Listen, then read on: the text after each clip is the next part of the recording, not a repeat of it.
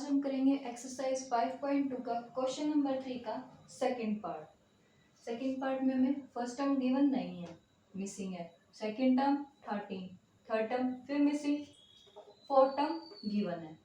ठीक है, तो हमें सेकंड और फोर्थ टर्म गिवन है।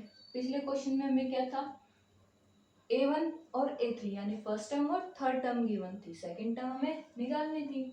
लेकिन अब क्या है, हमें फर्स्ट टर्म भी नहीं पता, फर्स्ट टर्म यानी ए की वैल्यू नहीं पता, तो वहाँ की क्या निकालेंगे। तो सबसे पहले हमें ए की वैल्यू फाइंड करनी पड़ेगी। तो उसके लिए देखो क्या है, हमें A2 पता कितना है, वो कितना है 13। A2 को हम कैसे लिख सकते हैं, A2 is equal to A plus D. A2 की value 13 is equal to A plus D. इसे मान लो इक्वेशन नंबर 1। अब देखो हमें A4 गिवन है, A4 कितना है 3, यानी A4 को हम कैसे लिख सकते हैं, A4 is equal to A plus 3D। A4 की value 3, A plus 3 into D, क्योंकि ना हमें D पता है, D कब निकालते जब हमारे पास दो लगातार टर्म्स आती है। तो इसके लिए ऐसे लिखेंगे और ये होगी हमारी इक्वेशन नंबर सेकंड।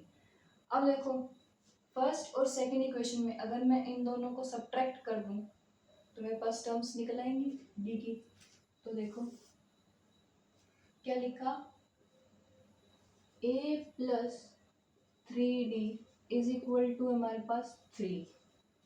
अब माइनस कर दो, a माइनस, ये पूरी टर्म्स में माइनस होगा, यानी a भी माइनस का होगा, d भी माइनस का, माइनस का d is equal to 13 plus का है, माइनस करूँगी तो ये भी माइनस का 13 हो जाएगा। अब ये a प्लस का ये माइनस का कैंसिल हो गया, 3d माइनस डी यानी 2d। 13 माइनस 3 करेंगे तो 10। साइन किस चीज का आएगा, जो सबसे बड़ा है, यानी 13 का साइन क्या है नेगेटिव, तो इसका आगे भी नेगेटिव। अब डी की वैल्यू निकालो, माइनस 10/2 कितनी आ जाएगी, ये माइनस के 5। डी की वैल्यू मुझे पता चल गई क्या है। अब इस डी की वैल्यू या तो मैं इस इक्वेशन नंबर सेकंड में पुट कर दूं, इक्वेशन नंबर फर्स्ट में पुट, तो इक्वेशन नंबर 1 में पुट कर दूं मैं, वो कितनी थी 13 is equal to a plus D. D की जगह क्या रखूं, माइनस के 5, ये माइनस 5 है, इधर आएगा तो प्लस 5, यानी 13 plus 5 is equal to a।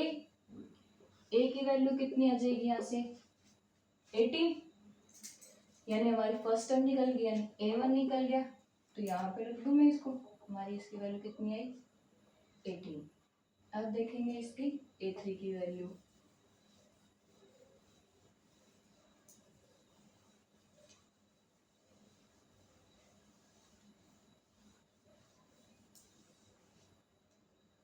अब देखो A3 की वैल्यू के लिए हम लोग क्या करेंगे, A3 को कैसे लिख सकते हो, A3 is equal to A plus 2D लिख सकते हो ना। A3 A की वैल्यू कितनी है 18 प्लस 2, D की वैल्यू हमने निकाली है, कितनी आई माइनस के 5, यानी कि 18 प्लस माइनस माइनस 2 इंटू 5 10। अब 18 माइनस 10 यानी कि 8। साइन किसका, जो टर्म बड़ी होगी, यानी 18 का साइन 18 के सामने क्या है प्लस, तो ये 8 भी क्या आएगा प्लस का। तो हमारी 3 की वैल्यू क्या आ जाएगी 8।